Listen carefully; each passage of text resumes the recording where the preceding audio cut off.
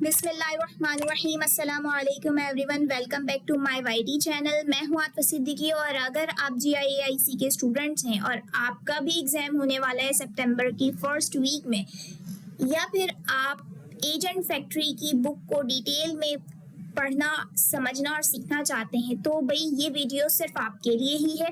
तो लाजमी एंड तक वॉच कीजिएगा, बीच से बिल्कुल भी स्किप नहीं कीजिएगा, क्योंकि हो सकता है जब आप वीडियो को स्किप कर रहे हो तो मैंने कोई एक ऐसी खास बात बताई हो एग्जाम से रिलेटेड, टॉपिक से रिलेटेड, जो आपने स्किप करके मिस कर दिया हो। तो वीडियो को स्टार्ट से एंड तक देखिएगा और इस वीडियो में आपको काफ़ी ज़्यादा नॉलेज मिलने वाली है और एग्जाम्स के जो भी टॉपिक्स सर ने आपको दिया है वो तमाम तर टॉपिक्स मैं इसमें कवर करवाऊंगी। तो लिहाजा कुछ टॉपिक्स को हम इस वीडियो में कवर करेंगे, बाकी के टॉपिक्स को फिर हम नेक्स्ट वीडियो में फिर इस तरीके से नेक्स्ट वीडियो में कवर करते चलेंगे, ठीक है। तो चलिए स्टार्ट करते हैं। आज जो हम टॉपिक्स कवर करने वाले हैं एजेंट फैक्ट्री की बुक में, तो वो टॉपिक्स है सिर्फ यहाँ से लेकर के हम यहाँ तक स्टडी करेंगे, ठीक है। अब आपके माइंड में ये ख्याल आएगा कि आज की वीडियो में तो ये बस 2 हेडिंग्स स्टडी करवाई जा रही है। भाई कोई मसला नहीं है, थोड़ा थोड़ा पढ़ेंगे, कॉन्सेप्ट क्लियर करके पढ़ेंगे। 2 हेडिंग पढ़ेंगे क्योंकि अभी हमारे पास टाइम पड़ा है, पूरा 1 महीना है, तो भाई 2 हेडिंग पढ़ेंगे लेकिन अच्छा पढ़ेंगे।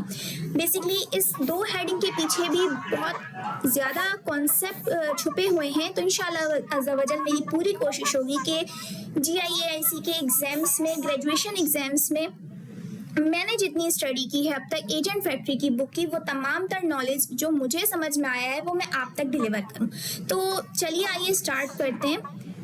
एजेंट फैक्ट्री की बुक से ही सवालात आने वाले हैं आपके एग्जाम में।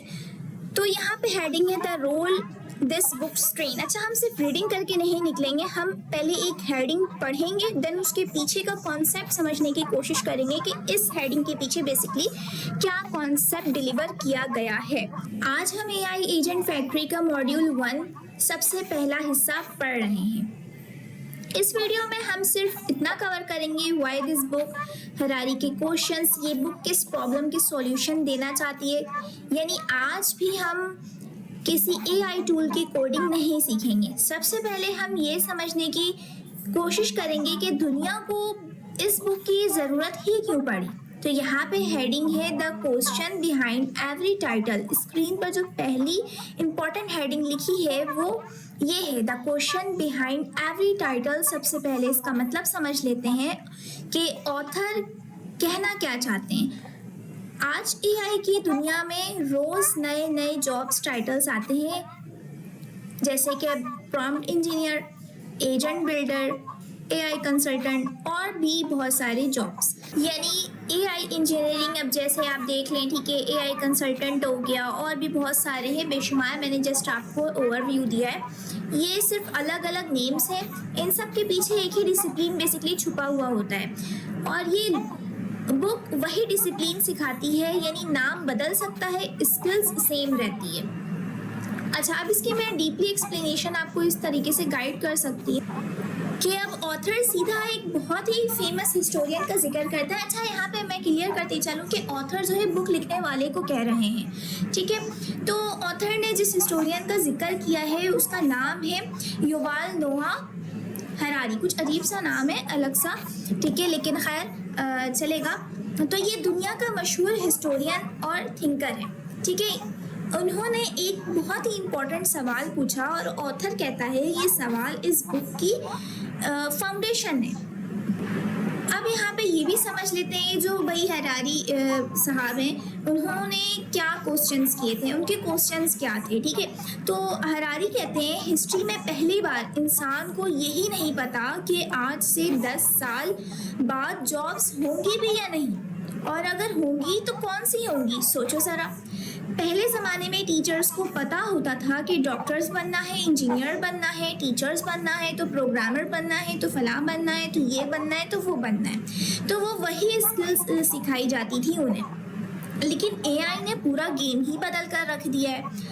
अब किसी को फ्यूचर का एग्जैक्ट आइडिया ही नहीं है और जॉब फ्यूचर ही अननोन है, तो स्टूडेंट्स को क्या पढ़ाया जाए। सवाल तो ये बनता है यहाँ पे कि बेसिकली अब स्टूडेंट्स को क्या पढ़ाया जाए, यही हरारी का ओरिजिनल क्वेश्चन है इस बुक में। यहाँ पे जो हम स्टडी कर रहे हैं बेसिकली ये दो हेडिंग्स, इसके पीछे ये कॉन्सेप्ट है, इसके ये क्वेश्चंस है जो हरारी भाई साहब हैं उनका ये सवाल निकलता है भाई। तो अब इसके आगे पढ़ते हैं कि भाई पैराग्राफ की मीनिंग क्या है, कि भाई ये जो दो पैराग्राफ आज हम स्टडी कर रहे हैं इन दोनों पैराग्राफ की स्टडी में बेसिकली इनकी मीनिंग्स क्या निकलती हैं। तो यहाँ पे पैराग्राफ की मीनिंग में ऑथर कह रहा है कि ये सिर्फ एजुकेशन का प्रॉब्लम नहीं है, ये पूरी दुनिया का प्रॉब्लम है। स्कूल्स कंफ्यूज्ड हैं, यूनिवर्सिटी कंफ्यूज्ड हैं, कंपनीज कंफ्यूज्ड हैं, पेरेंट्स कंफ्यूज्ड हैं, स्टूडेंट्स कंफ्यूज्ड हैं। सबके माइंड में एक ही सवाल है, आखिर सीखें क्या। ठीक है, तो नेक्स्ट पैराग्राफ में ऑथर कहता है कि पहले इसका आंसर सिंपल था कि भाई लर्न कर लो, कोडिंग सीख लो। ठीक है, हर कोई कहता था कोडिंग सीख लो भाई, कोडिंग सीख लो, प्रोग्रामिंग सीख लो, पाइथन सीख लो, जावा सीख लो, C++ सीख लो, कोडिंग ही फ्यूचर। बेसिकली पहले कोडिंग ही फ्यूचर था, लेकिन अब AI खुद कोडिंग कर रहा है। क्लाउड कोड है, ओपन AI है, कर्सर है, गिटहब कैप्लॉइट है और भी दूसरे AI कोडिंग एजेंट्स आ चुके हैं। तो सेकंड में कोड लिखते, जो कि ये सारे कोड्स लिख देता है, इन्हीं जो सेकंडों में ये सारे कोड्स आपको लिख के दे देता है। तो अब हम क्या करें, बेसिकली सवाल ये बनता है कि जब इतने सारे AI एजेंट्स आ चुके हैं और वो ही कोड लिख रहे हैं और बिल्कुल इंसानों से तेज़ रफ्तार में को मिनटों सेकंडों में आपको कोडिंग लिख कर दे देते हैं, कोई भी लैंग्वेज से रिलेटेड आप कोडिंग उनसे करवाना चाहें या कुछ भी आप उनसे प्रोजेक्ट बनवाना चाहें, वो आपको मिनटों सेकंडों में बनाकर दे दे रहे। तो सवाल यहाँ पे यह आता है कि हम क्या करें। ठीक है, यानी ह्यूमन का क्या काम है यहाँ पे, वो क्या सीखें। और बाज़ औक़ात तो कभी कभी एक्सपीरियंस्ड डेवलपर्स है भी बेहतर कोडिंग आपको मशीन लिख कर दे रही है। तो अगर हर काम कोडिंग वगैरह से रिलेटेड मशीन आपको करके दे ही रही है तो सिर्फ सिंटैक्स या प्रोग्रामिंग लैंग्वेजेस याद करना फ्यूचर प्रूफ स्किल्स नहीं रहा। तो स्टूडेंट्स यहाँ पे ऑथर एक बहुत ही इम्पॉर्टेंट लाइन कहता है कि teaching syntax is teaching skills the machine is absorbing in real time. इसका मतलब ये है कि अगर हम स्टूडेंट्स को सिर्फ प्रोग्रामिंग लैंग्वेजेस के रूल सिखा रहे हैं तो दैट्स मीन हम उन्हें वो स्किल्स सिखा रहे हैं जो AI रोज़ बेहतर से बेहतरीन अंदाज में खुद ही लिखकर आपको प्रोवाइड कर रहा है। यानी मशीन वो काम हमसे ज़्यादा तेज़ अंदाज में करके दे रही है। तो इम्पॉर्टेंटली बात यहाँ पे ये है कि सवाल ये उठता है कि अब हमें क्या करना चाहिए। बार बार सवाल यही आ रहा है कि अब ह्यूमन का यहाँ पे क्या काम है, वो क्या सीखें। ठीक है, तो उन्हें क्या चीज़ सीखनी चाहिए, इस पे फोकस्ड करना चाहिए। अच्छा, तो एग्ज़ाम में सवाल ये आ सकता है कि why does the author say coding alone is no longer enough।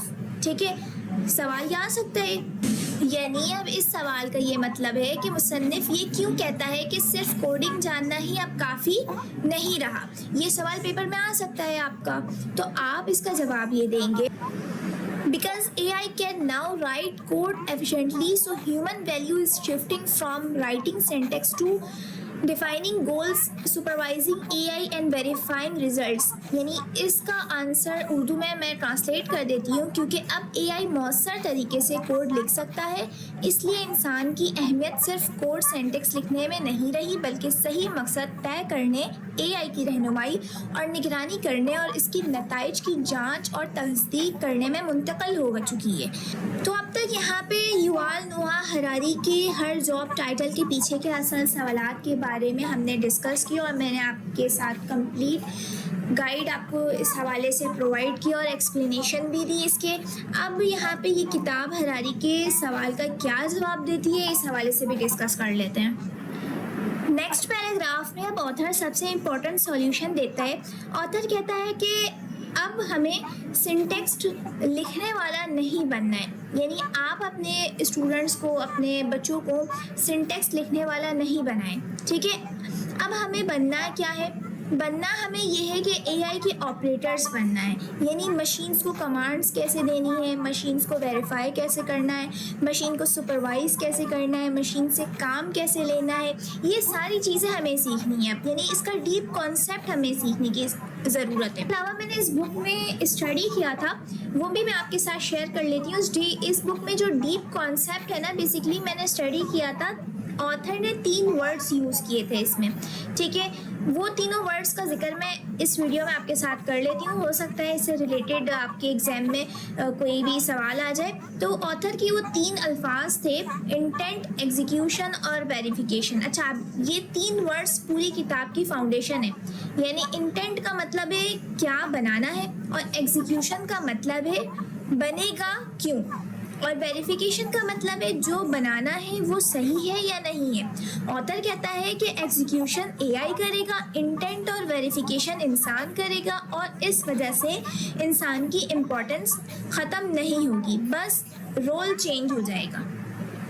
अब मैं आपको इसकी रियल लाइफ एग्जाम्पल कुछ इस तरीके से दे सकती हूँ कि आप अपने जहन में सोचिए, आप घर बना रहे हैं, आर्किटेक्ट बोलता है कि 4 रूम चाहिए, ठीक है, ये इंटेंट कहलाएगा। मजदूर घर बनाता है तो ये एग्जीक्यूशन कहलाएगा, इसको हम एग्जीक्यूशन कह सकते हैं, ठीक है।